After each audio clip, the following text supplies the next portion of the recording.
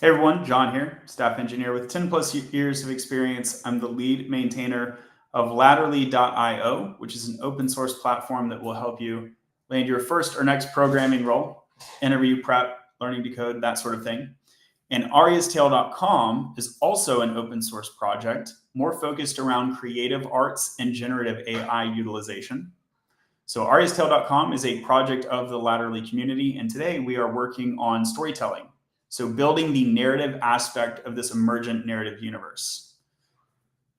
If you go to the website, you can click the novels bit, and there are these arcs, and they form a disconnected narrative graph. So that arc Aria is starting from t equals 0, where t is the time scale.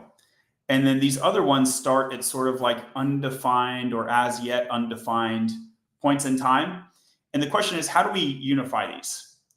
Currently, the feel of the narrative universe is very disconnected. It doesn't form like a high quality reading experience. It's not fun to read. And so I was thinking on this problem, and so I Googled how to write a good like book, basically. I came across this YouTube video, which I thought was very, very good. And it includes a number of concrete tactics. So I grab the transcript, I bring it over here to ChatGPT, and we'll kick off by reviewing the summary of this 17-minute video. It won't take us that long, okay?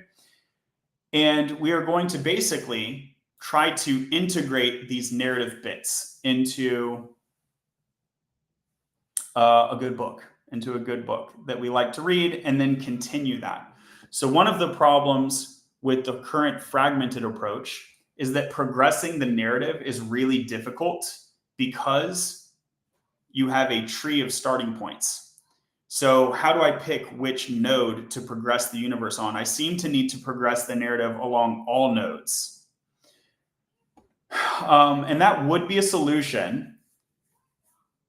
I just don't think it would be very good. If we think about like the usual like sources of inspiration for this narrative universe, like a Harry Potter or Lord of the Rings, or even sci-fi world like a Star Wars or something like this, no one else does that. So it's like a really weird reading experience to have these sort of siloed parallel stories. Instead, I think it's more natural to figure out how to align them, and then you can have just sort of a arrow of time in the narrative universe, and whichever one is last, you sort of go from there. And I think that's easier to get a mental model around and then communicate to people when they're like, what's the Aria's Tale story? It's like much easier to communicate if there's like a unified arrow of time.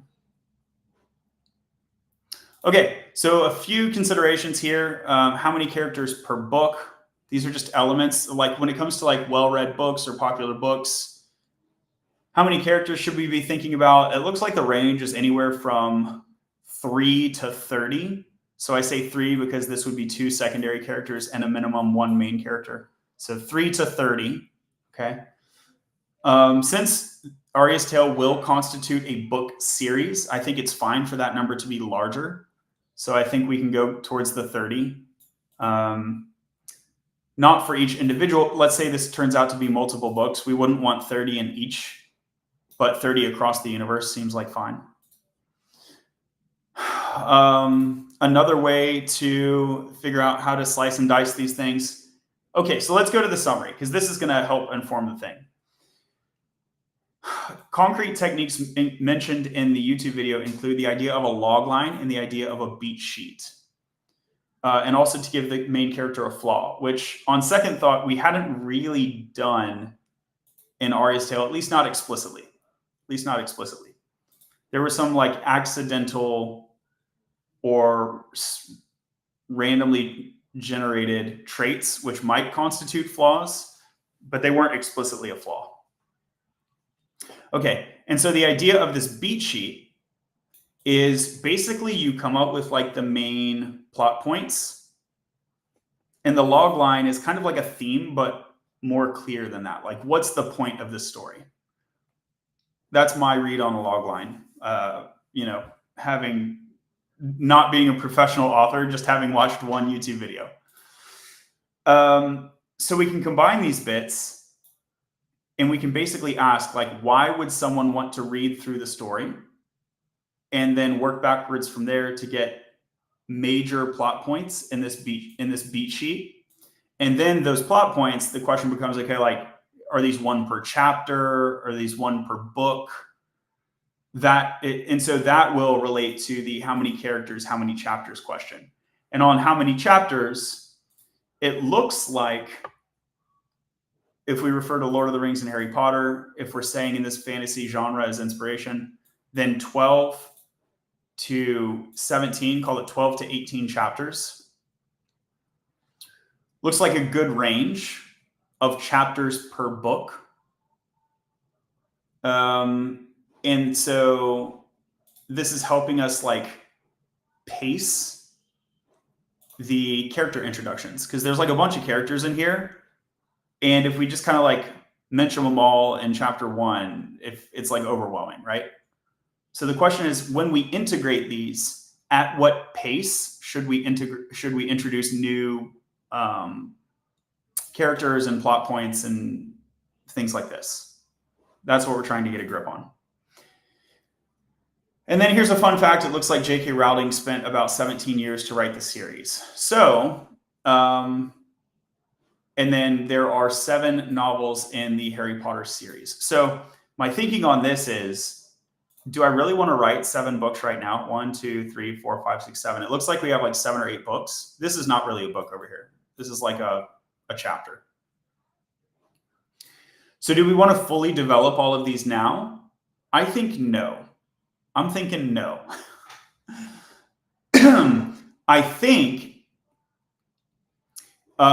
maybe we make 1, 2, or 3 books now, something in that range. And then if it becomes like popular, then I'll invest more time in it. But if she's taken 20 years to write 7 books, I feel no urgency to go beyond.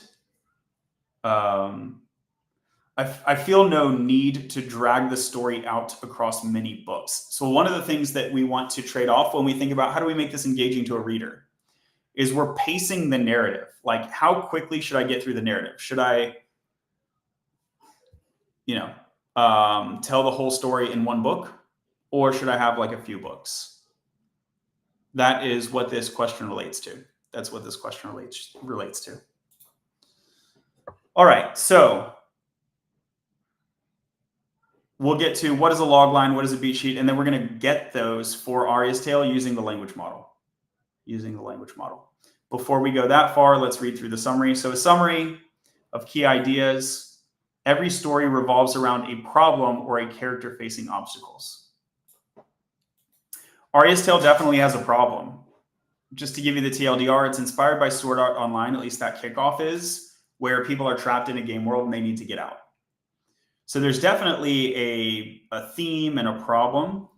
But when you look at those initial characters, including a fellow called Tank, someone called Idolin, an elven rogue called Idolin, and then Aria herself, there are not really obvious flaws, although they have obstacles, but they're sort of boring in a sense. It's just progressing through game levels. I feel like this is something we can improve so that people have relate to the characters more. Transformation and conflict. Okay, so we definitely want, like, these are not defined in Aria's Tale. How does Aria transform is not defined. There's plenty of conflicts, like little battles. But maybe they are boring conflicts when we think about what makes a good story, like interpersonal conflicts. We don't really have a bunch of those. So wanting to balloon those maybe. Generating and selecting ideas. We're doing a great job on this. Generating a bunch of ideas and then refining them to find the most viable one. It's kind of what we're doing now.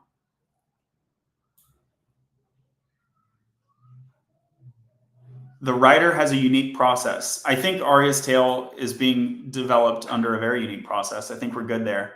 Use questions to guide storytelling. This is something we haven't done well, or maybe it has been done well. And this is also a way that you, the audience, can help me. Ask questions about the story and then the answers to that will feed the story, right? But we can also use ChatGPT as a rubber duck partner to generate questions and then answer them. So I would like to take advantage of this tool. Scene crafting, I think this is going to be really cool. When we talk about beats or major plot points, we can turn those into scenes. And then you basically have these, imagine like a movie. You have these major scenes and then you fill in the gaps, is the approach that seemed to be advocated in this YouTube video. And I think that does bode well for unifying these. If we take each of these as sort of scenes, then we can figure out how to string them together. And it actually goes along very well with what the YouTube video advocated. Keeping it emotional, I think Aria's tale today leaves a lot to be desired in that regard. It's not very emotional. Writer's voice and confidence, probably we need to do something here.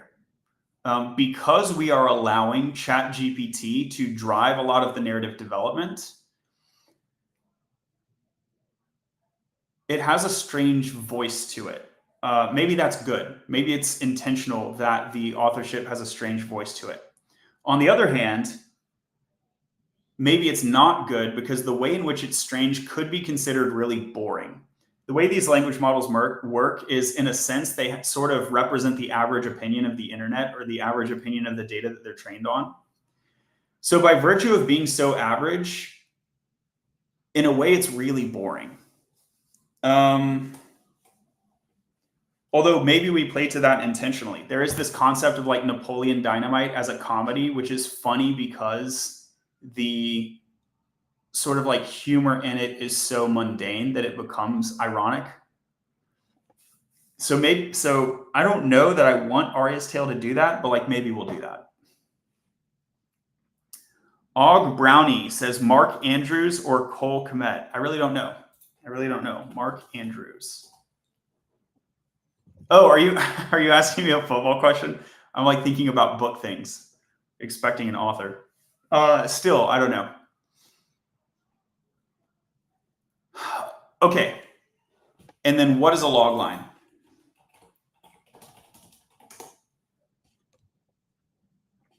What is a log line? It's a brief summary of a film, book, or TV show. So it's kind of like your elevator pitch of the story. The elevator pitch that I've been giving for Aria's Tale is here on the homepage. It's an emergent narrative world drawing on elements of fantasy, science fiction, and isekai. This still isn't really compelling as a plot device. This gives you like the metadata of what we're working with by genre, you can sort of imagine. And so really there is no core plot defined yet. So I was sort of hoping for that to emerge, but maybe we need to work with GPT to impose one. And maybe that will be a key to making our story more interesting. Okay, so with this background, I'm now going to, can I switch into Mini? Okay, I'm switching into Mini now.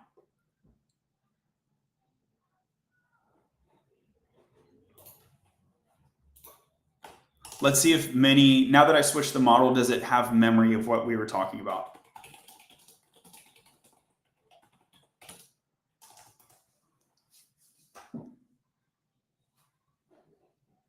Okay, so it's able to remember. That's great.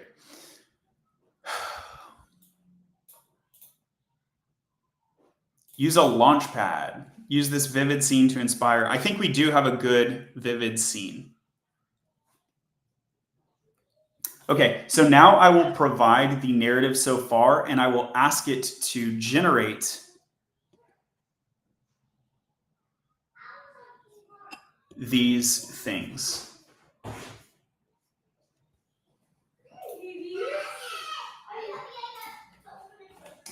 So I'm going to ariastale.com. Here's the game manual. Here's TTRPG instructions. I'll scroll past the instruction bit and go to the narrative bit.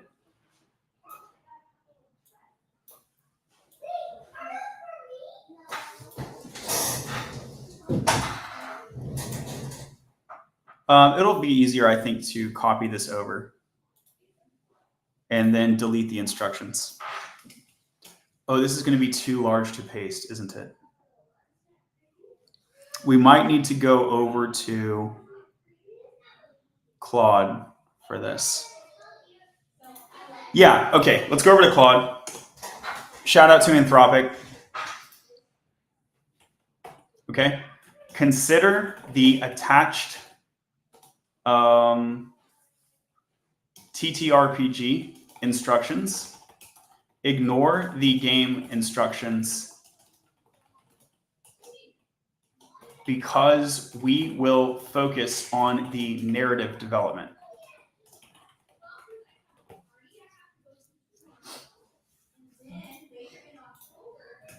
Currently, each arc, each narrative arc is relatively disconnected.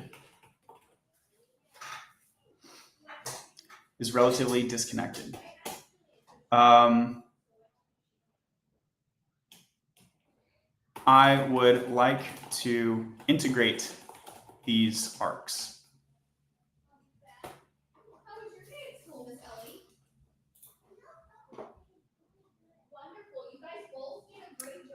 I would like to integrate these arcs using the following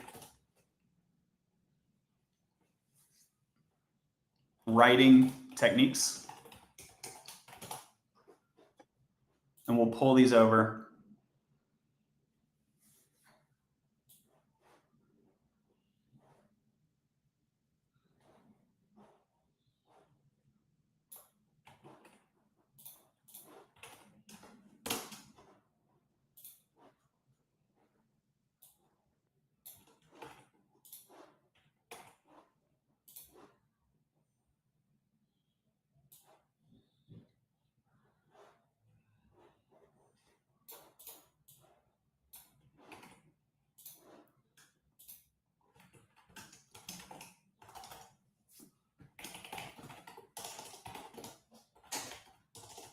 Begin by proposing a log line and a beat sheet.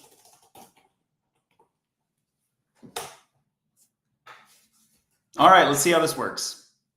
What I really want to get in this stream is sort of the outline of the story, even if we don't fill in the details. In my mind, the outline of the story is similar to this beat sheet.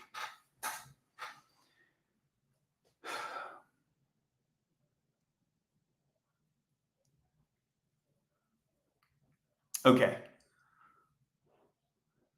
Opening image, the monstrous vision, good. That's the opening image. Setup, introduce key characters from different arcs. So GPT is proposing to sort of like introduce everybody. 1, 2, 3, 4, 5, 6.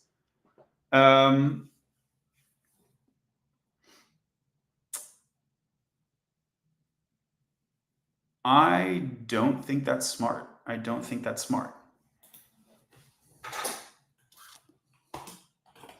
Let's alter the story so that we do not have too many characters introduced at once. Thank you for the likes. Let's leave the, let's call this new integrated story the integrated arc. Let's leave the, let's assume arc Aria at the beginning of the integrated arc, so that we start by introducing Aria, Tank, and Eidolon, and we adopt arc Aria with little change up to the battle with evil Valor.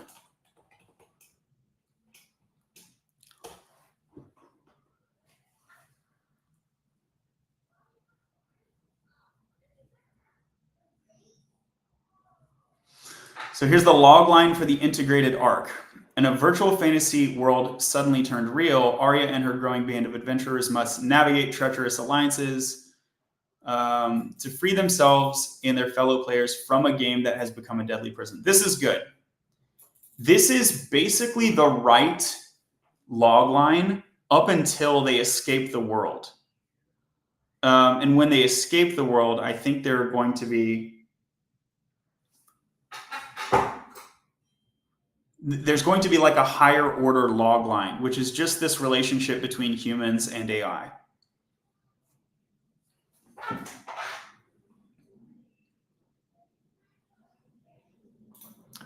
Okay, so this seems good. It's recalling the town of Echoes. Good job, Claude.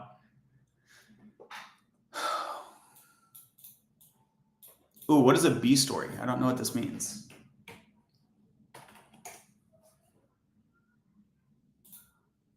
This is like a side quest. It's like the narrative version of a side quest. Is that the idea?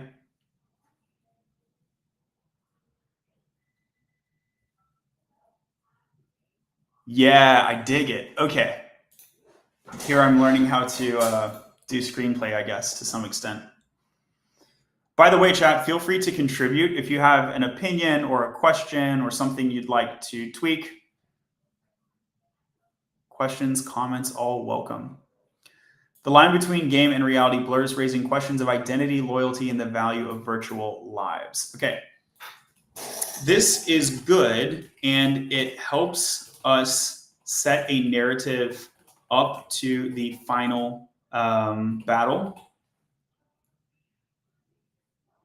What did Grok tell us? I think Grok tells us, right, Grok tells us that we get to the final boss, but it doesn't tell us if we beat the final boss.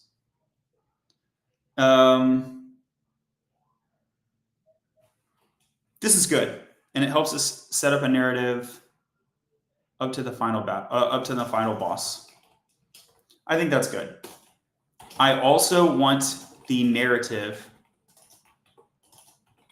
to emphasize the relationship between AI and humans as a major theme.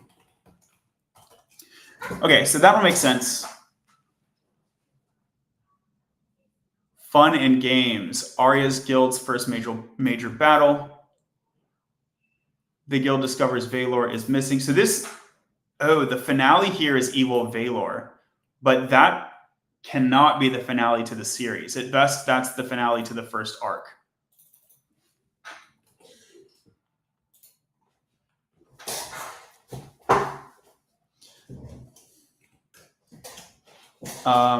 The epic battle against evil Valor in the Mirror Veil is a great finale to the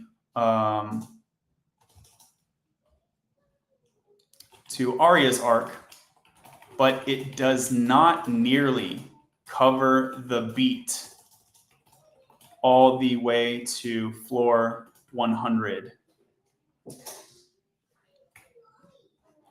Oh, but it is only floor 2. It does not nearly cover the beat all the way to floor 100.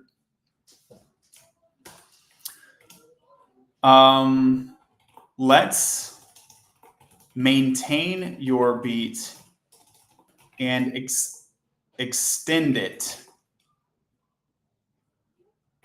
We can consider this a second book or whatever is easiest to communicate. We can consider this a second book. This shouldn't be a second book. We can consider this a second act.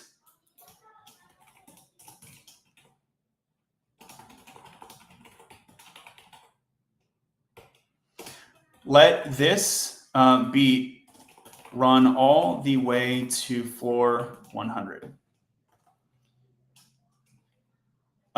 Feel free to creatively generate novel plot points or ask me and we can collaboratively develop them. here are some elements we can use. Numerology can provide twists based on the floor level.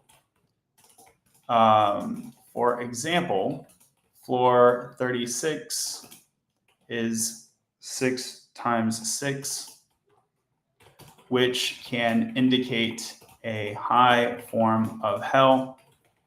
And floor 49 is 7 times 7, which can do similarly with a concept of heaven. Cloud says, I can't tell what's happening here. We are doing narrative development on ariastale.com.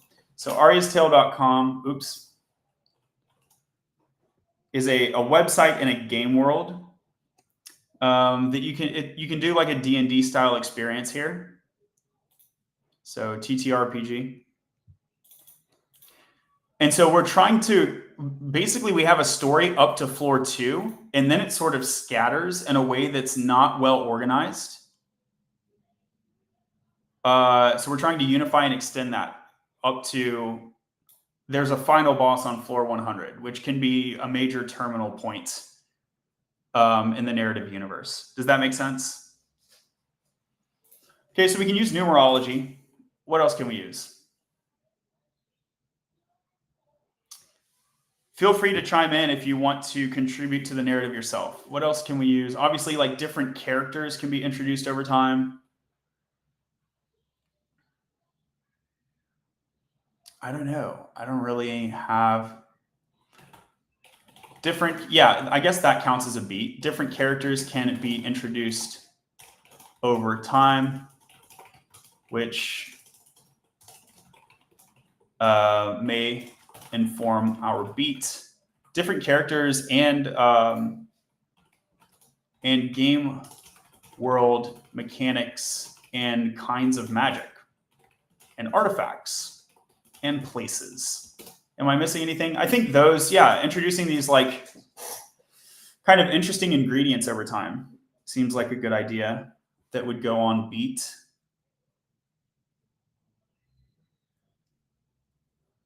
Oh, here's one more thing. It's also notable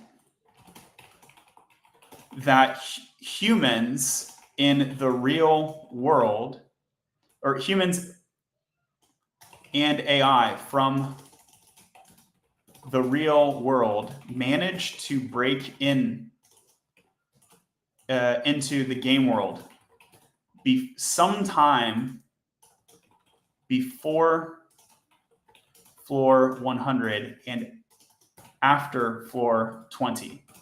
We haven't yet defined exactly when or why this bridge between the game world and the real world occurs, but it would constitute a major plot point.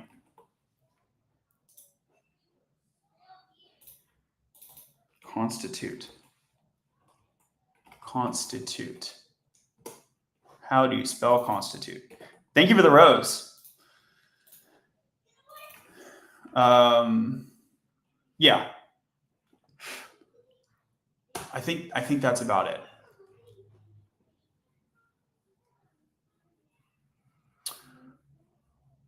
I'll extend the beat sheet to cover the journey from floor 2 to floor 100. Because here's what I don't want to do. Okay, good. It sort of speeds up. I don't want to have like chapter 3 is floor 3, chapter 4 is floor 4, and now you have like 100 chapters, which is like 5 books worth of stuff. I don't really want to do that because I want to get to the final boss, have it, and then there's actually interesting things that can happen after. Win or lose, like win or lose.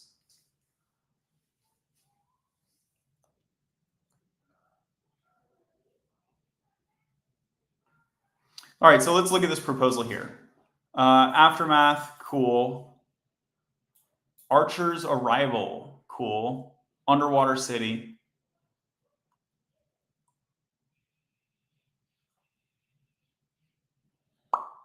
The bridge between worlds. They want it to happen right at floor 20, eh? Fine. I mean, I have no real opposition to that. Oh, I have a question about this. Okay, Hell's Gate, dope. Inspired by Dante's Inferno is going to be lit, dude. We have the trading cards. Expect some dope trading cards to come out of that. Clockwork Citadel.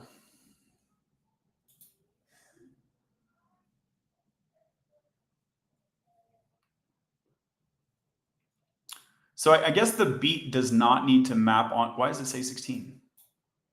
Oh, because this is 15 over here, right? Got it. So a beat does not need to map onto a chapter necessarily. Although if you do two beats a chapter, this is really perfect because you end up at 15. So 2 beats a chapter, and we're looking at like perfect for a book.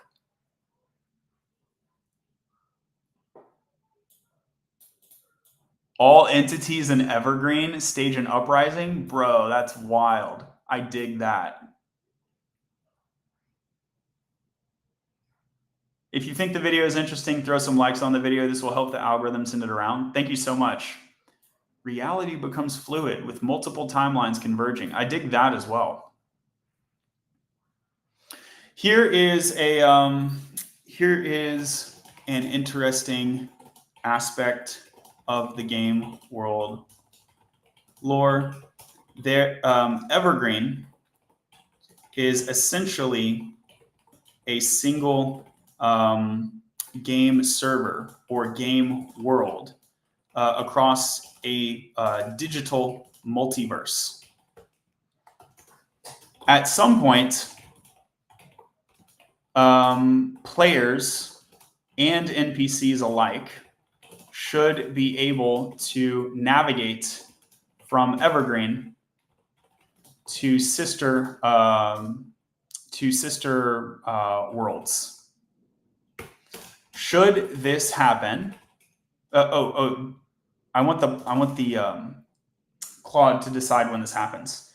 You should propose when this happens and why, in order to create an engaging story. Feel free to refactor the current beat sheet as needed to support your answer, if any modification is needed at all. Here are the options about when player navigation across worlds is enabled. So we cannot have that prior to defeating Valor. We cannot have that prior to defeating Valor. So the earliest would be right after defeating Valor. Celestial Archer's arrival.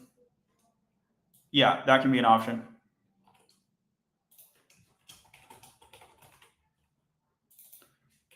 Let's say around the time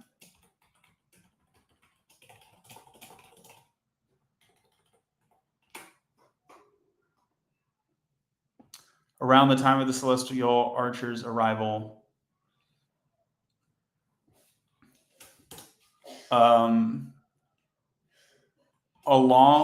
Alongside or after the bridge between worlds.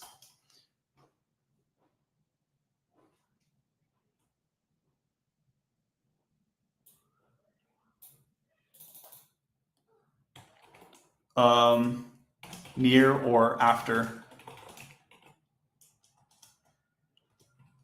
the quantum realm. Or is it not going to be until after? See, I don't like the idea that it's after floor 100. So I'll just say between floor, near or after That's option 4. Near or after the quantum realm.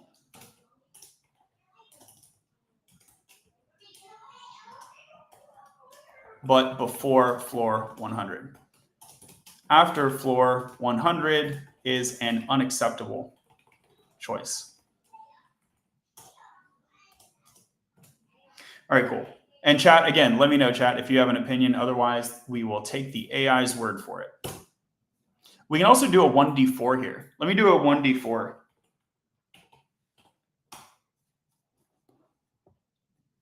So Google saith 2. What was 2? 2 was around the time of the celestial archer's arrival. Okay, and Claude is saying, I believe the most engaging would be to introduce the ability to navigate alongside or shortly after the bridge between worlds. I think that's fine. No need to generate a conflict between this option 2 here.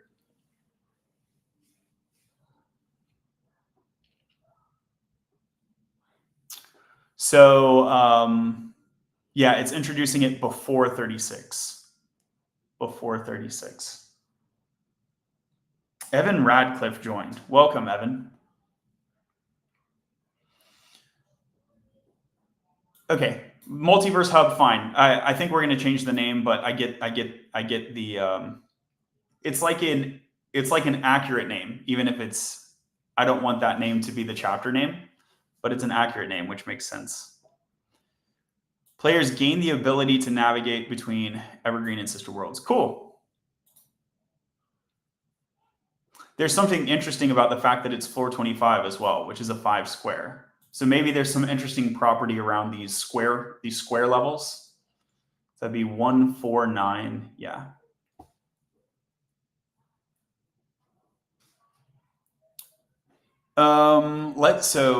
Let's add a beat on floor 9. Let's add a beat on floor 9. We notice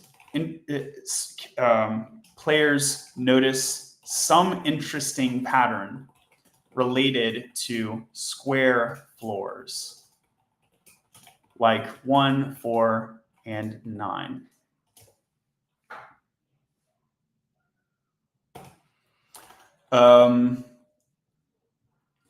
You decide.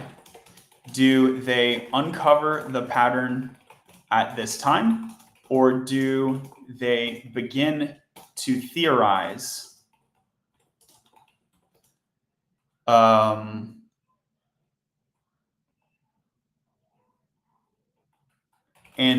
or do they, or does the story begin to make the pattern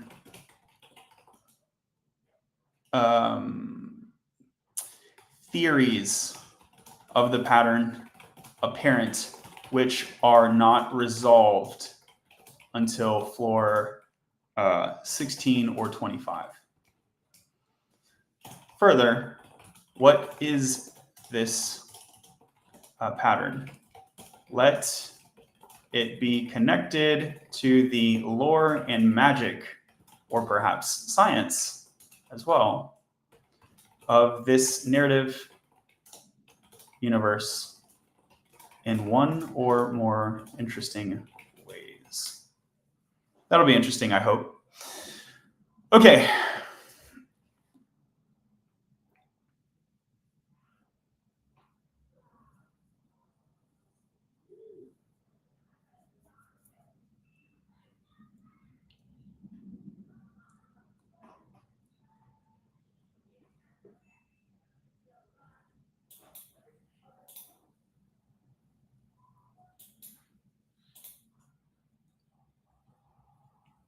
Cool. I think we have basically an outline now, right? We have an outline from floor 1 to floor 100. And so the question is, like, how many books will this fill up? I don't want it to fill up 10 books. So how many beats? How many beats in a typical chapter of a book? Scenes per chapter is 3. Okay, so the idea of a beat is similar to the idea of a scene, I guess. That makes sense to me. Average is scene, but an ideal number depends on genre, pacing, and story. Yeah, I'm trying to figure out the ideal pacing. That's what I don't know. So three beats a chapter. Makes sense. And this should not be a hard rule. Like there's no one size fits all. Okay. But as a rule of thumb, that kind of makes sense.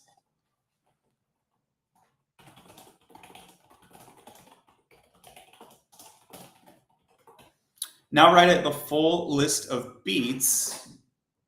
Yeah, and I'm going to want the Battle of Evil Valor to be like chapter 2 to 4, something like that. It should be somewhere around there.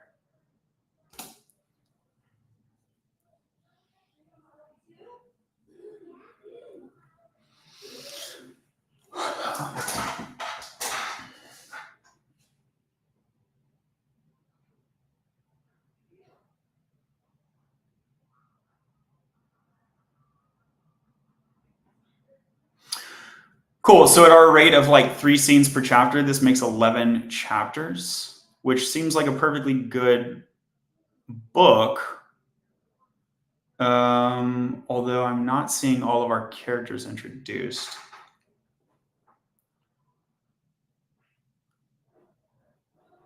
First floor boss is over here in chapter 2. That makes sense.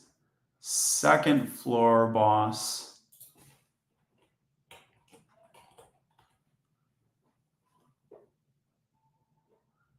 Oh no, the thing is jumping around improperly. So Valor is floor 2. Yeah.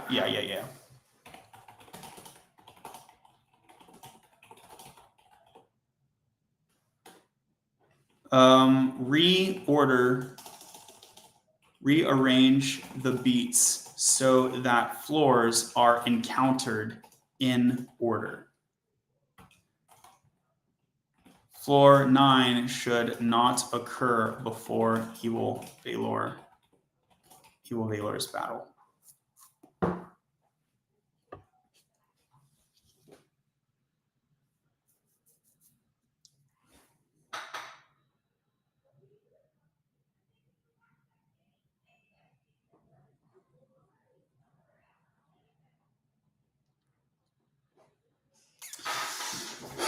Okay.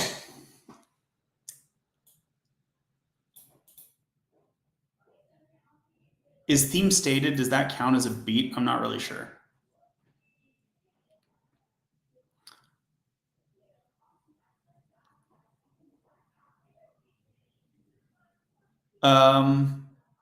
Caleb joins the group over here. Nice. Bum, bum, bum, bum.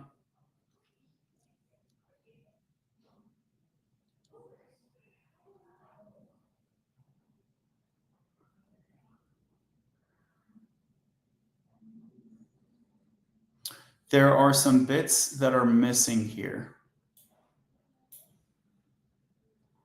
What happened there? One of those dudes died. The fire mage, Johann.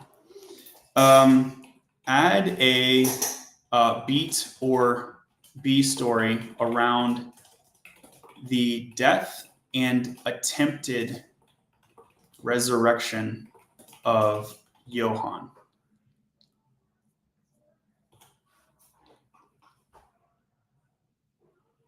I really hope his name is Johann. The fire mage, right? Okay, so they're recalling. He didn't die in floor 11 though.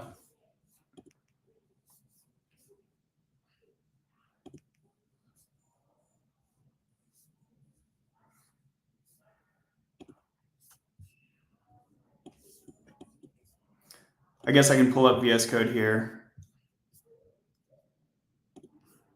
Command Shift F V. Yeah, this happened in like chapter 3. They perform a training. Yeah.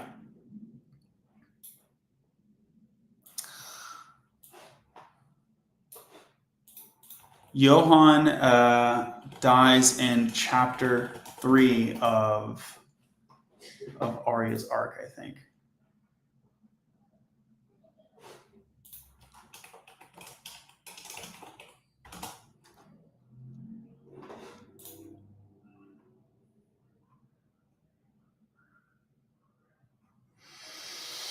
I guess that will be even before the floor 1 boss is fought.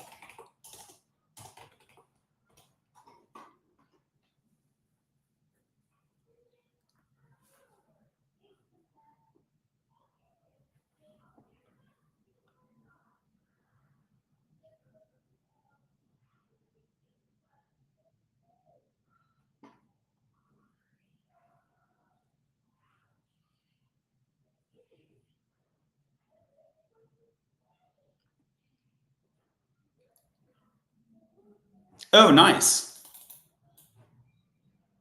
So he survives. That's cool. So he'll come back in floor 49. Dope.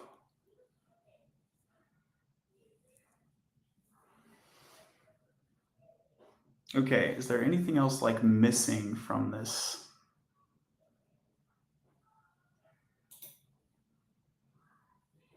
So we should write out the full list of beats again.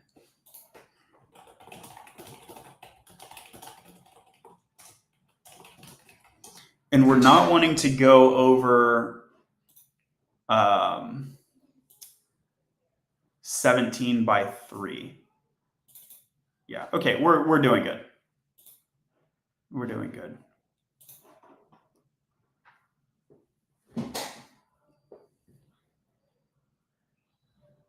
The way the B stories sort of segregated is kind of weird, but that's okay. Okay, so I guess we should start writing out the story now, eh? Or this pretty much already is the story. Yeah, I guess this pretty much already is the story, and then these can be our campaigns later.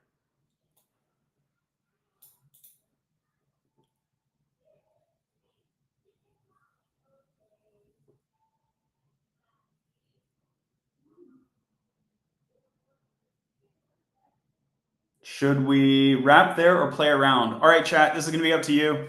Drop a W. Drop a W if we should do a campaign right now.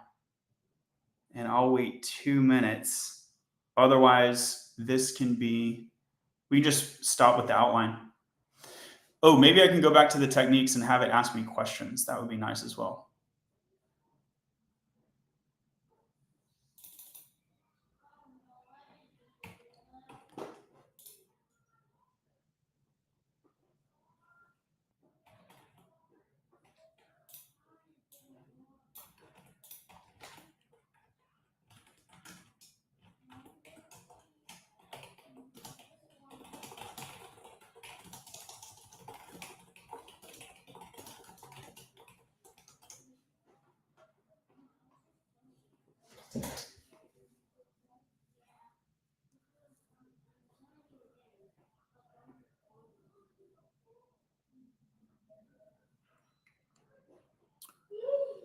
Here's the first question.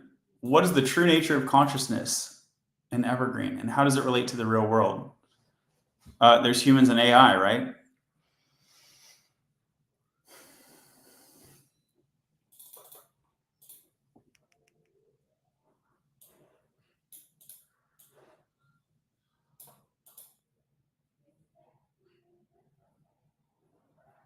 Who or what is really behind the trapping of players in Evergreen, and what is their ultimate goal? Yeah, this is a good one. Ooh, okay. The Moloch principle.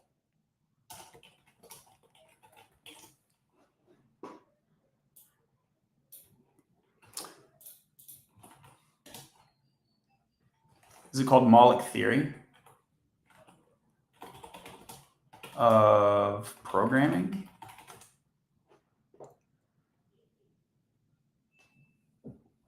No, I'm going to have to remember what this thing is called. Moloch theory of convergence.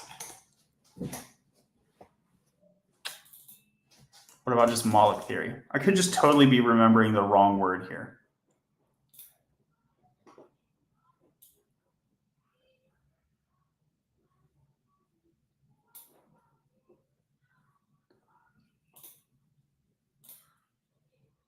Yeah, okay.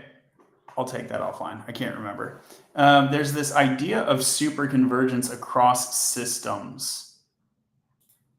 And that could be an interesting bit here. Like, who or what is really behind this? Like AI, basically. Okay. Thanks for your time. Talk to you later.